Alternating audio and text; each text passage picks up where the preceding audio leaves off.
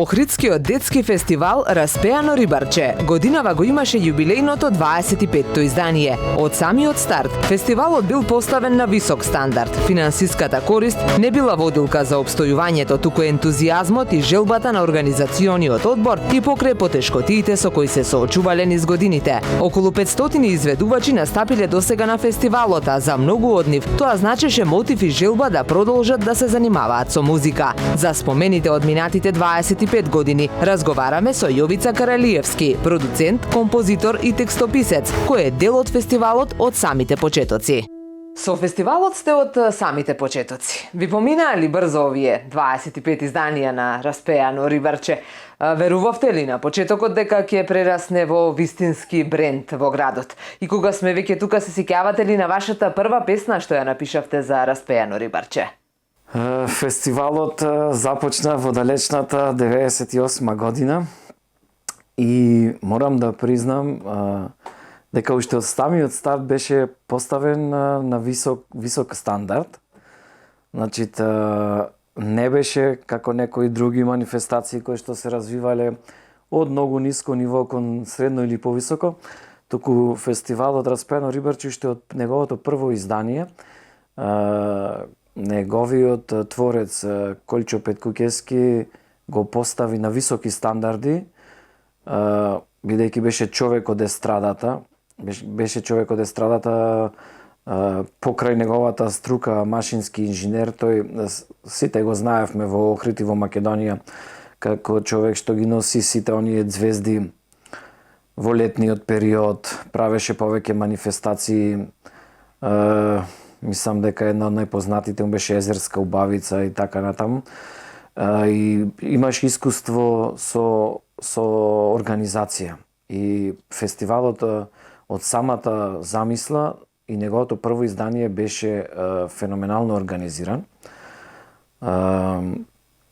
Со како пандан на едно златно славејче, сега не знам други веќе кои да го споменам во нашава земја, бидејќи изгледа останавме само ние толку долготрајни да му бидиме пандан на тоа златно славејче кое што е институционално поддржано во нашава држава. Распеано рибарче е сепак еден фестивал од кој што е раководен си во овие години од група на ентузијасти. Нормално со некоја поддршка, минимална поддршка од нашата општина и еве за 2 јубилеи уназад имаме добиено мала поддршка од Министерството за култура. Фестивалот си почна уште првата година со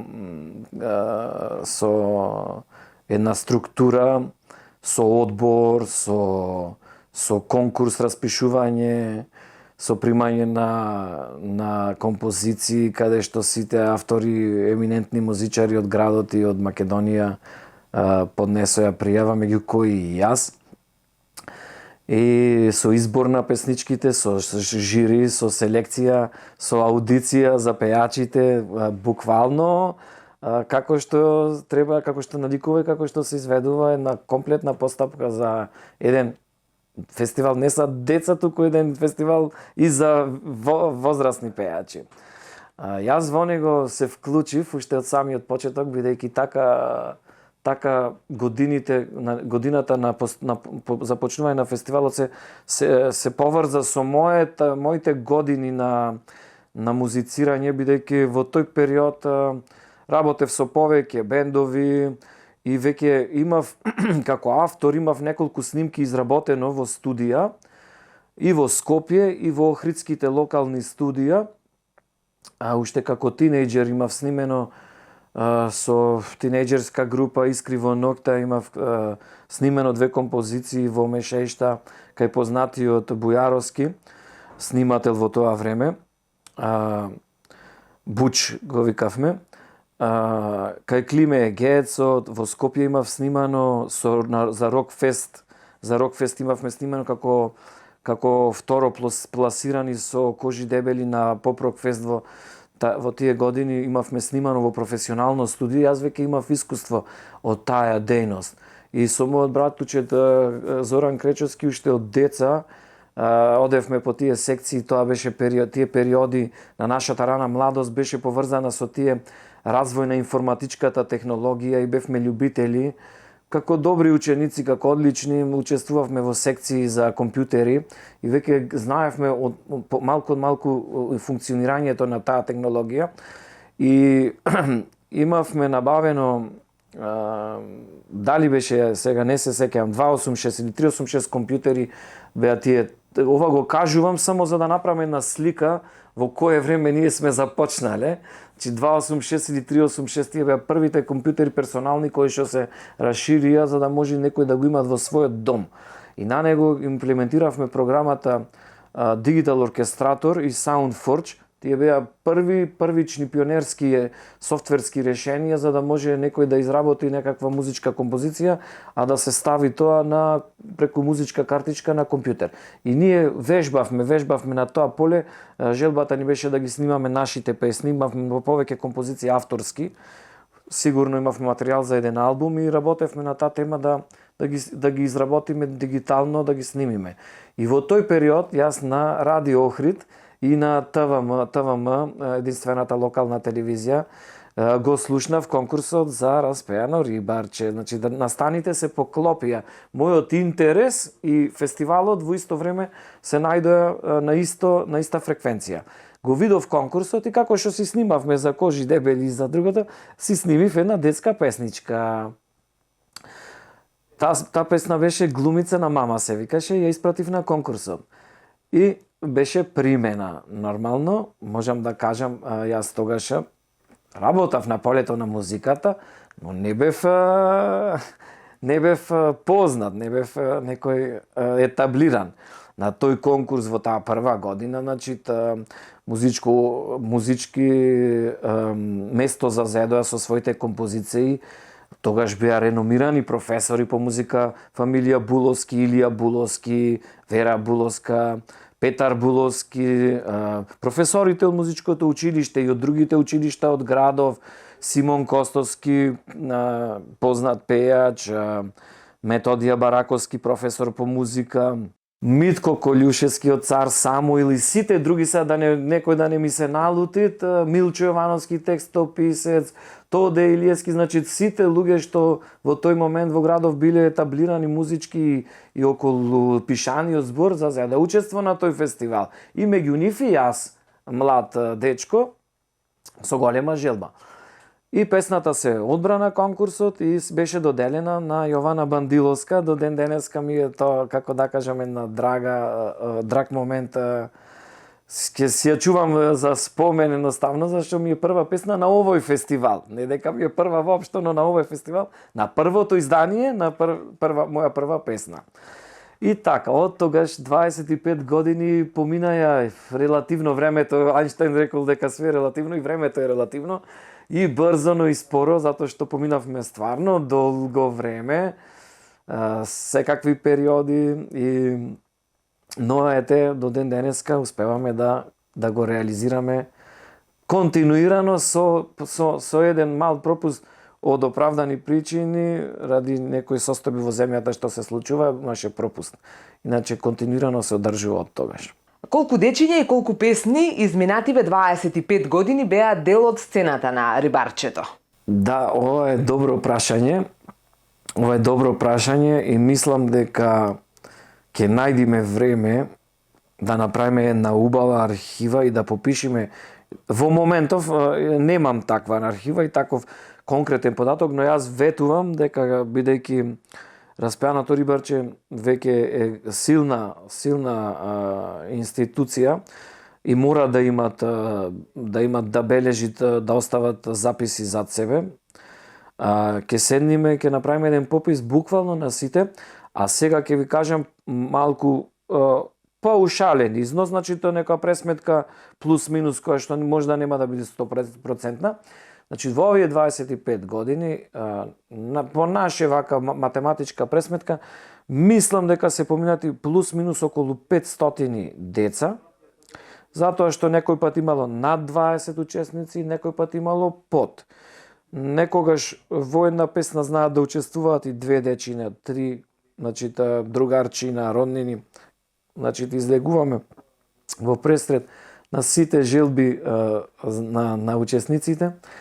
Значи глобално би било околу 500 дечи тука, значи потенцирам, тие се интерпретатори. А како учесници во фестивалот ние имаме и танцови групи, најмалку две различни танцови групи, а во одредени периоди од фестивалот сме имале и хорче кое што го работиме низ фестивалот за потребите на фестивалот, а потоа тоа хорче е и на сцената, на сцената. Тој хор еве сега прв пат ќе спомнам вака низ интервјуава за Распеано рибарче сме имале повеќе интервјуа, сите наши учесници дале различни интервјуа на различни медиуми. Еве сега баш ми текна утрово малку се подготвував со податоци, ми текна дека Стојан Златановски го спремаше тој хор. Значи тој беше исто една еминентна музичка личност, познат по својата тајфа, чалгиска тајфа охридска. Значи Стојан Златановски го спремаше тоа хорче за потребите на фестивалот. Бројна песни, значи исто така, бројна песни исто околу 500 плюс минус. Ете јас 200 и нешто, не знам, можеби до 250.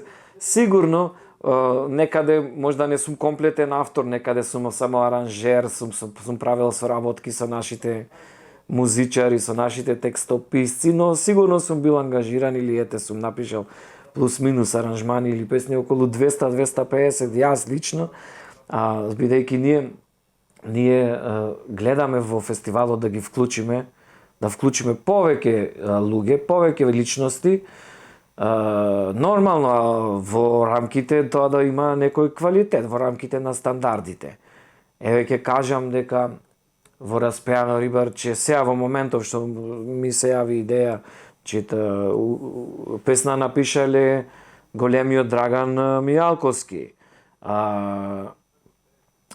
Гарабет Табитјан Джуниор, Ристо Самарџиев, Владимир Дојчиновски.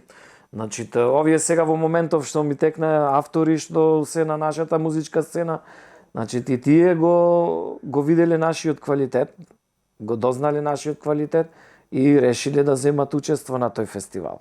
Како е да се работи со деца? Колку се исполнителни во однос на пробите и настапите? Работата со деца, јас нема да кажам дека е тешка, за да изгледа дека се жалам или правиме имидж дека е нешто невозможно, но морам да кажам, да потенцирам дека сигурно е поспецифично и малку не е толку едноставно. Доколку вие имате пејач во студио, како еве да го земам нашиот Ѓоко Таневски Охридскиот, бидејќи за мене лично е важи како еден од најдобрите вокали во земјава.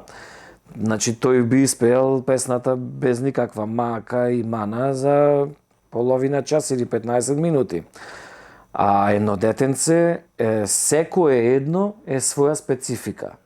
Значи тука веќе малце сум станат и психолог, без да сакам, работата ме направила. Значи морам да го проучам детето како функционира, за да можам од него да извлечам вокал. Едно е паргаво, едно е палаво, некој е во себе талентирано е, но не искажуван. Значи мора да се посвети. Јас минимум 2 средби имам со децата, минимум, некогаш и повеќе. Првата средба ја правам, чисто онака разговарам со родителите и го гледам детето, за да го скенирам каков карактер е. Од тоа ќе ми зависи и типот на песната која што ќе му направам, а потоа на аудицијата ќе го слушниме и какви вокални можности има, бидејќи ако нема распон на глас висок, не можеш да му направиш. Сум имал јас како продуцент, сум имали такви случаеви. Ако некој има распон на глас, но не може брза динамичка песна да испее, сака лесно, нежно, така функционира. Значи, првата средба ми е да го скенирам детето, и да видам каква желба има, на која тема сакат да пеат. Затоа што тоа ми е најбитно. Ние не функционираме како другите фестивали, не им доделуваме на децата песни, ова песна ќе ја пееш ти, не. Значи ние имаме уште по детален и усовршен принцип. Ние ги скенираме децата, ги земаме нивните желби со тимот на автори, на текстописци, соработуваме сакам песма на таа тема и ја кроиме песната да биде директно кон детенцето, за детето кога излези од студио да биде 100% задоволно, затоа што тоа треба да настапуваат, тоа треба да те представуваат на бината и мене како автор и фестивалот. Ако тоа го правите без желба и љубов, ако не му е погодена песната, тоа нема да изгледа вака како што изгледа. И ако едно дете не излегло од кај мене в студио, ако излегло незадоволно, тоа понатаму ќе ти направи таков лош имидж што ќе влијае на целиот фестивал. Значи, ни едно дете не оставам да излезе незадоволно од студио. Тоа ми е принцип што сум го научил во овие 25 години. Дали учеството на овој фестивал за дел од учесниците значеше мотив и желба да продолжат да се занимаваат со музика професионално или како хоби? Да, има такви. Има такви дечина, веројатно и повеќе се, јас не ги знам сите. Сепак скажавме дека станува збор за над 500. Значи, тебе сега во моментов, ако ми текнитето од првите изданија, дечкото Бранко беше исто хитче детенце, така прифатено. Сега е виолинист професионален, заработуваат со тој. Гледам предават музичко по градинките. Исто се сеќавам од тие први изданија. Марија Неданова заврши музичка академија, знам дека нешто и продукција, мислам дека се занимаваат и таа професионално на таа тема. Незе морам специјално да ја поздравам затоа што ги пронајде во една незина реконструкција на домот, ги пронајде видеокасетите VHS од првите изданија и со најголем незин кеф ми ги даде да ги чувам јас. Сега би го спомнал тука, знам дека исто овој Антонио Ристевски, Тони и две жени, исто има музичка кариера, знам дека настапува по светов, снимаше и песни, и тој е од Распеан Рибарче.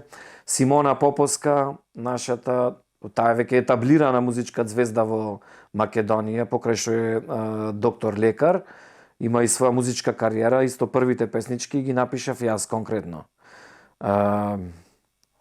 Сега има и повеќе во моментов. Знам дека многу од нив се занимаваат и со музиката како струка од аспект на формално образование, завршиле музичко средно академија и така натаму, но сепак ќе кажам сега во тие 500 јас не можам, во моментов немам податоци, а треба можеби идеја за Милче Јовановски, бидејќи тој е на ова поле поетаблиран и искусен да се напише една монографија каде што ќе прибериме доста податоци и мислам и дека и време е да се направи тоа нешто. Годинава беше на негова идеја, на песнарката, додадовме еден нов дел, тоа беше негова идеја, реализација. Додадовме еден нов дел каде што сите ние учесници, да речам соработници и организационен одбор на фестивалот, дадовме една мини излагање како секој започнал своето искуство, како започнал со фестивалот и како сите овие години функционира во него. Го ставивме како додаток на песнарката, што досега не беше во пракса. Може ли да направите споредба околу тоа колку работите се сменети од почетоците па до денес? Рибарчето уште во почетоците професионално беше поставено мислам дека и македонска телевизија го пренесуваше тешкотијата во тие првични изданија беше во снимањето на аудио делот. Така и јас се вклопив во Рибарчево, од кога влегов со првата песна, ние се спријателивме со Коле Петкукевски, останатиот тим, ќе го искористам приката да ги спомнам сите. Значи, Милче Јовановски како представник од Радио Охрид, како медиумски помагател во тоа време, тој го пишеше сценариото, предговорите, голем број од текстовите. Мери Димзовска, Елизабета Здравевска како кореографки. Димче Китродовски заедно со мене подосна се приклучи.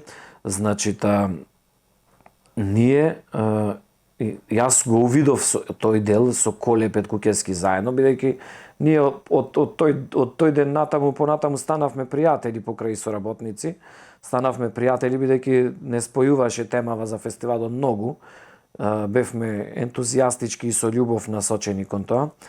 Го увидувавме тој дел дека немаме во градот каде да го реализираме аудио делот, доаѓаше продуцентот Скопје, Маријан се викаше, ќе ми прости резимето моментов нема да се сетам. Доаѓаше и импровизиравме на таа тема. Се земаше соба во хотел Палас, таму спиеше тој, па доаѓаа музичарите во собата, ги припремавме музиките, со демо снимките, аранжманите, идаше тој со некоја портабл пренослива опрема, синтесайзери, некој хард диск рекордер, ќе ги земеше демо снимките, ќе ги работевме аранжманите. Се сеќавам, значи денеска е смешно, вистина некој нема ни да разбери зашто правиме муабет, ги имам носено на дискета аранжманите, на дискета флопи диск. Денеска децава што мислат дека е иконата за сейф, тие не знаеш што е тоа. Иконата за сейф не знаеш што е денешниве. Не е смешно, тие не знаеш што е тоа. А ние ја носевме таа дискета со материјал, значи аранжманот направен на дискетата, тоа ставаше во синтесайзерот и така натаму.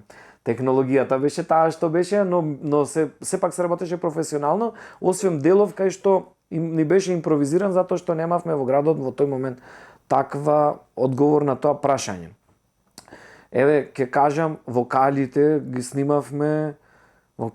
снимавме во Отекс фабриката, радиостаницата, разгласната станица имаше убава пристојна просторија за таква намена и кога ќе се сработеа песмите, Маријан повторно доаѓаше и сите вокали ги снимавме тука и на некои други импровизирани места.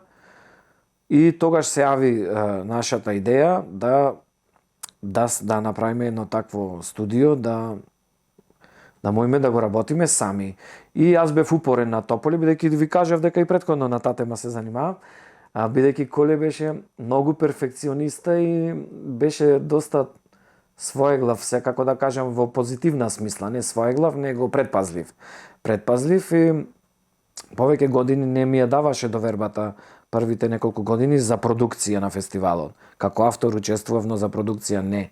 Но веќе кога почнав јас да пишувам песни за Скопски фестивал, Макфест, Охридфест, кога се етаблирав на повисоко ниво во музичката сцена, тој веќе мораше да попушти и свати дека ќе го тој дел ќе се изработи како што треба, дека не јас стекна довербата едноставно, кратко кажано. И негдека од 2000-та година мислам дека почнавме со Димче да го снимаме фестивалот во Охридска продукција. Колку беше тешко да се зачува и одржи единствениот ваков фестивал во Охрид, што ја промовира детската песна. Што ви беше звезда водилка сите овие години и има ли тајна да се опстои толку години? Таа е звездата водилка, енергијата. Еве да вие бевте присутни и секој што беше присутен на овие 5 представи изминати годинава, секој што бил присутен, па макар и да напоминување да само да погледнал што се случува натре, ќе му биде јасно која е таа водилка. Значи натре има една енергија од 5 представи со полни сали, киносали, зашто не сум сигурен дека и некоја најголема звезда би можела да ги наполни. Односно сигурен сум дека не може да ги наполни. Таа енергија позитивна на нас влијајте, на тимот кој што работи влијајте и тоа е нашиот фидбек. Значи тоа е нашиот печат, тоа е нашиот доказ дека ние сме направиле нешто добро. Сите родители масовно, сите деца, медиуми поддржани од сите секогаш позитивни критики, безпрекорни, безброј пофалби и не знам, значи сите тие работи се нашиот фидбек, тоа што не исполнува, што ни враќа назад, за да можеме да собериме сила да го реализираме и наредното издание. А 25 години не беа нималку лесни да се одржи во сите тие години фестивалот, затоа што како и се во животот имат синусоида, имат и падови, и подеми, има движење, значи тоа е живот, и фестивалот има свој живот. Имало години кога таква била климата во земјата и во градот, да некому не му се размислувало буквално за ништо, а камоли за детски фестивал. А ние сме успеале и тогаш да го одржиме. Никогаш не била никаква финансиска корист, не била водилка за ова нешто. Овдека секогаш станува збор за еден голем ентузијазам на членовите на овој одбор што го работи фестивалот. Еве сношти, бидејќи Мери, нашата кореографка, имаше роден ден, па после фестивалот бевме почестени со торта и поседивме малку заедно и успеавме да евоцираме спомени за овие 25 години. И една од анегдотите што слушнавме беше како Елизабета и Мери со своите кореографии во првите изданија, значи до толку голем ентузијазам, до толку голема желба да се направи нешто во градов, што ќе промени нешто и што ќе остане. За секоја песна, за секоја кореографија имале посебна облека на оние балетски групи, а тоа се од прилика 50 до 60 деца. Значи, посебна облека за секоја точка, за секоја песна, посебна облека. Се преслекуваат дечината, прва група, се преслекува втора, настапува. Скопје оделе по продавници за да набават специјални материјали, за да тоа биде нешто значајно. До ден денеска така се работат. Значи, балетските групи ни се униформирано облечени во секоја година во различен дизајн. Не се употребуваат истите облеки, секогаш е различно. Ставаме акцент на секој детал. Значи, годинава, имавме, можам да кажам, знаменитна бројка на деца. 23 песни имавме, на кои што настапија 30 пејачи, затоа што на некои песни пеат двајца, а специјално годинава јас, заради 25-тиот јубилеј, изработив една химна со одбрани зборчина кои што го опишуваат фестивалот во овие 25 години. И во неја вклучив повеќе учесници, 6 дечина вклучив, затоа што така имаше голем наплив, децата сакаја да пеат, а не можеме да ја продолжиме представата од аспект на време траење, бидејќи тешко ќе се издржува. И го смислив тој концепт, ја направив таа химна кај што ставив 6 дечина, да ги испочитуваме и нив да настапат, да не ги одбиеме, а и така една прекрасна химна одекна, мислам дека ќе останете понатаму. Во онези ја кажав, во еден краток стих ја кажав суштината во химната на фестивалче, ова што ме прашавте вие на прашање, тука и одговорот. Еден од стиховите: долго плови и на бранче распеаното рибарче. Тоа е кратка реченица, но во себе содржи многу. Тоа кажува дека нашето рибарче со своето кајче Охридско не плови само на мирни води, току плови и кога има бранче.